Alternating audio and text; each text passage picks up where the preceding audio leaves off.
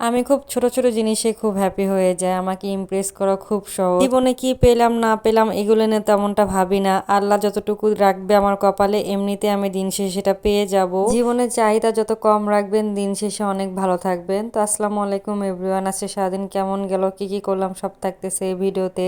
আশা করি আজকের ভিডিওটা আপনাদের কাছে খুব ভালো লাগবে। মাশাআল্লাহ 3 দিন ধরে আমার মেয়ে ইনায় আমাকে খুব আরাম দিচ্ছে। 3 দিন ধরে রাতে ঘুমাচ্ছে, আমার সাথে ঘুমাচ্ছে, আমার সাথে উঠতেছে। তো সকালবেলা 6টার দিকে আমার মেয়ের জন্য পাস্তা বয়েল করে দিলাম। এই ছোট অ্যাকোয়ারিয়ামে 3টা মাছ ছিল, 2টা মাছ মারা গেছে, একটা এমনিতেই মারা গেছে আর একটা উপরে লাফ দিয়ে মারা গেছে। আমার হাজবেন্ডের খুব শখের এই অ্যাকোয়ারিয়ামটা, মাছগুলো তার পছন্দ করে কেনা। আমার হাজবেন্ডের করা হুকুম সপ্তাহে একদিন যেন একদম ডিপ ক্লিন করে রাখি। খুব ভয়ে ভয়ে থাকি কবে ইনা একটু বড় হয়ে দুষ্টামি করে যদি ফেলে দেয়। আমার খুব ইচ্ছা আছে জানুয়ারির দিকে ইনাকে আমি পাখি নিয়ে দিব। আমার মেয়ে এগুলোর খুব ভক্ত, যদিও সে বিড়াল ভক্ত একদম হয়ে গেছে। আশেপাশে যদি বিড়াল দেখে সে কোলে নিতে চায়, টেবিলের উপরে উঠেও এই করে আমার মাছগুলো সে ধরতে চায়। এত দুষ্টু কি আর বলবো, মাথা একদম শেষ করে ফেলে।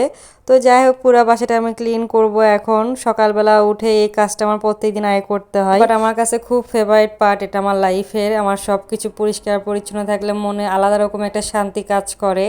আমার কাছে কেন জানে মনে হয় যে ছোট বাচ্চা নোংরা করতেছে, যদি আমার বাসায় কেউ আসে না।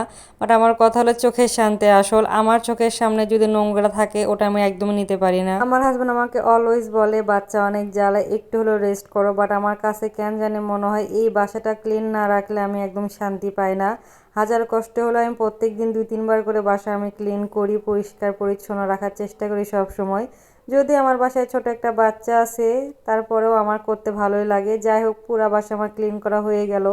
মেয়ের জন্য এখানে ডিম পোচ করে দিলাম। আমার মেয়ের একটা জিনিস আমার খুব ভালো লাগে, প্রথম যেটা পছন্দ করে কয়েকদিন আমার মতন সে টানা খাবে, এরপরে সেটাতে হাত দিবে না। আমিও সেম এমনই করি, আমার যেটা ভালো লাগে পরপর কয়েকদিন আমি সেটাই খাবো। এরপর রান্না করতে চলে আসলাম। আজকে সবজি খিচুড়ি রান্না করব আর ডিম ভাজি করব। তো সবজি খিচুড়ি রান্না আমি রেসিপি দিই নাই, এর আগে দেওয়া আছে আমার ভিডিওতে। সবজি খিচুড়ি রান্না করার পর আমি ডিম ভাজি করলাম। 2টা ডিম পেঁয়াজ মরিচ দিয়ে ভালো করে মেখে এখানে ভেজে নিলাম। কালকে রাতের বেগুনি ছিল। শীতকালের এটাই শান্তি, টাটকা শাকসবজি দিয়ে অনেক মজাদার খাবার খাওয়া যায়। সিম্পল সিম্পল জিনিসও অনেক মজা লাগে, মাছ মাংস ছাড়াও আসলে চলা যায় এই শীতকালে। কিছুদিন আগে আমি সবজি খিচুড়ি রান্না করেছিলাম, আমার হাজবেন্ড কালকে বলেছিল আজকে যেন রান্না করে দিই, তো রান্না করে দিলাম। খাওয়া দাওয়া শেষ করে বিকেলবেলা আবার সেমাই রান্না করলাম এখানে। আমার মেয়ে সেমাই খেয়ে একদম বিড়াল ছানা হয়ে গিয়েছে, তারপরে খেলতেছিল আমার সাথে মাশাআল্লাহ। রাতের বেলা এখানে জাস্ট চিচিঙ্গা ভাজি ডিম দিয়ে করেছি, এটাই রাতে খাওয়া হয়ে যাবে ভাত দিয়ে। আমার হাজবেন্ড বাইরে থেকে আসার সময় এখানে চানাচুর নিয়ে আসছে আর 2টা বিস্কিট নিয়ে আসছে ইনার জন্য, আর বাথরুম ক্লিনার নিয়ে আসছে। তো আজকের মতো এটুকুই, টাটা বাই বাই, আল্লাহ হাফেজ।